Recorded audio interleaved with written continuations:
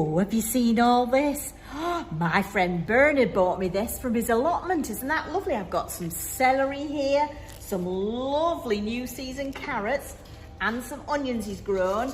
And these are Monge too, sugar snap peas. Look, they do that and you can eat all of it. Oh, anyway.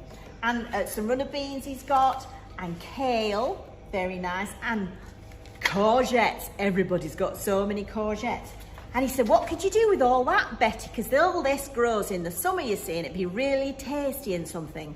So I thought I'd go and have a chat with my friend Chef Dan, and maybe he could make us Chef Dan and Betty's summer stew. Ooh, very tasty. Only needs a couple more things out of the store cupboard. Maybe a can of tomatoes, if you haven't got any tomatoes from your allotment, and a can of cannellini beans. Cannellini beans. They're the ones, little white beans like baked beans, but with no sauce on. All right, and a couple of bits of sprinkling of things for flavour. But we'll show you how to do that now. I'll get Chef Dan to show you.